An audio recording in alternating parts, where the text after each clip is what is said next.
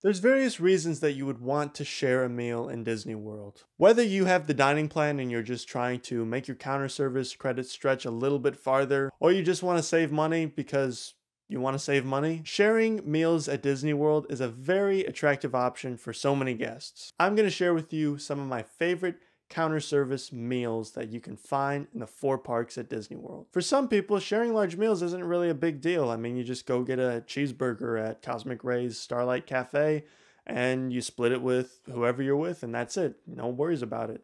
But sometimes you need a meal, and let me tell you, there are some great places that you can split a meal at Disney World. One of my favorite shareable meals comes from Tree Bbq in Animal Kingdom. Tree has lots of good barbecue options, but my favorite for sharing is definitely the ribs, chicken, and pulled pork sampler. As you can tell by the title, you get ribs, chicken, pulled pork. You also get coleslaw and beans with it. I thought you'd get cornbread with it, but on my last trip, I did not get any cornbread. So I don't know if they were like out because I ate there for dinner, or maybe they stopped serving cornbread, but I could have swore that you get cornbread at Tree Bbq. This meal is a little pricier as it comes in at $18.99 before tax, meaning you're probably gonna split about $10 and some change with whoever you're sharing it with. If you're looking for a little bit of a cheaper option at Tree, the ribs and chicken combo platter is really good. It doesn't have the pulled pork, but for me personally, when I go share a meal at Tree, I get the full on, the big platter. There's 2 of them that are really good in Magic Kingdom. One of them is in Liberty Square, right across from the Haunted Mansion, and it's the Columbia Harbor House. Now, this place's menu is more geared towards seafood, and my go-to shareable meal would be the Land and Sea Trio. You get fried shrimp, fried chicken nuggets, and fried fish. Lots of fried stuff. And you also get corn on the cob and another side. I'm pretty sure you can substitute the corn on the cob for any of the sides they have. And the Land and Sea Trio is $13.99, so you're gonna get out of there paying about $8 per person if you're splitting it with somebody else. Like I said before, if you want to go a little bit cheaper, you can get a combo platter, which basically you can choose any combination of the fried shrimp and the fried fish, or the chicken nuggets and the shrimp, or yada yada yada. And that's a couple bucks cheaper, but honestly, I would just go for the big shebang. The next one in Magic Kingdom is probably my favorite shareable meal in all the 4 parks, and it's Pecos Bill's Tall Tale and Cafe, and it's the fajita platter. This fajita platter, you get beef, chicken, rice, beans, all the veggies, the peppers, the onions, what you would find on a fajita. You get 3 tortillas. I still think they should give you more. What really sells Pecos Bill and puts it through the roof over other places is the Toppings Bar. The Toppings Bar can double the size of your entree. I mean, you can take your fajita platter, or maybe you want to split nachos. You could go over there and just load it up with sour cream, cheese, salsa, pico de gallo, guacamole. There's guacamole over there as much as you want in a tub. A lot of people take advantage of it. I sometimes take maybe too much advantage of it, as you can see from my last visit there. But basically, this place is really attractive if you're wanting to share a meal because you can customize it and make it much bigger than what they initially give you at the counter. The fajita platter is $14.99, so after tax, and if you drink water, you're going to get out of there paying around about $8 and some change per person if you're splitting it with somebody else. Like I said a little bit ago, there's also nachos there where you could buy the nachos. I think they're like $12, $12.50, something like that. And you could probably split those 2 and go to the Toppings Bar and load those nachos up with twice the amount of calories and food that you get. It doesn't matter. Nachos, fajitas, whatever. The point is, Pecos Bill is really good when you feel like you want to get a value at the theme park. If you go over to Hollywood Studios, it's kind of hard to find a place that's really good for like a shareable counter service meal. But after some looking on my last trip, I finally found one I think kind of.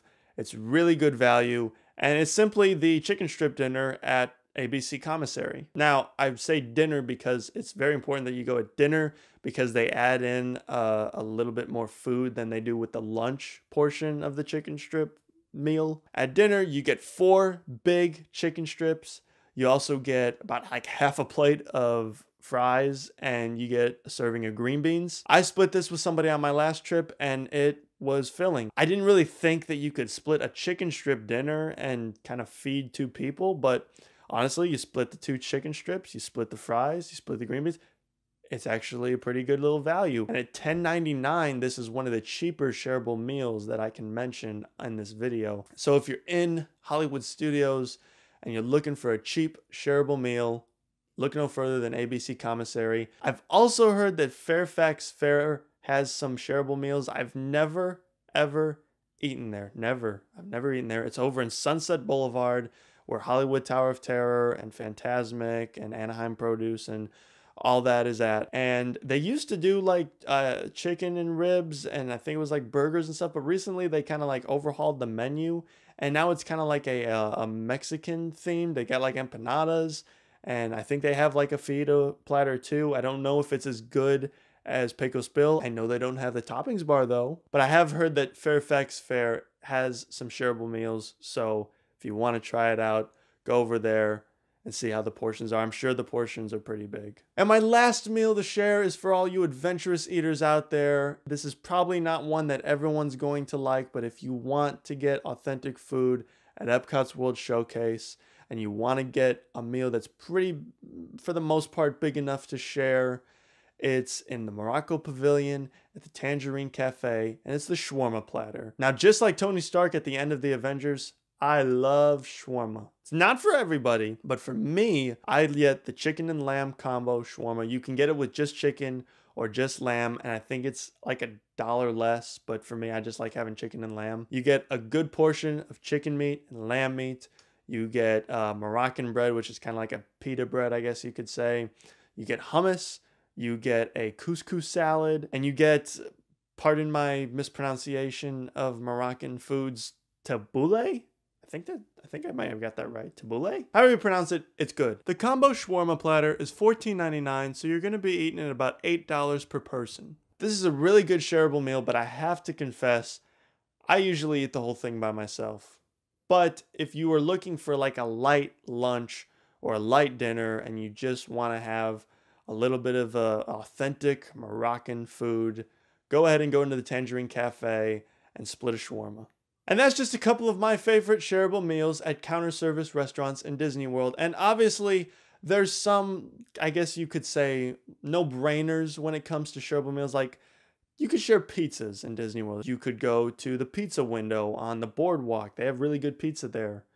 You can share pizza. You can share, I know a lot of people share breakfast platters. At your resort, you'll usually see a breakfast platter that's around like $10 or maybe a little bit less depending on which resort you're at. And it'll have like eggs and a bacon or sausage and potatoes and a Mickey waffle. And I know a lot of people share those as well. Let me know if you have any shareable meals that you really take advantage of that I did not include in this, such as maybe a flatbread at Pinocchio's Village House in Fantasyland. As usual, thanks for hanging out with me for a little bit. I hope that I can give you some quality information that maybe will help you save some money when you're planning your Disney World trip. And as usual, like, subscribe, and goodbye.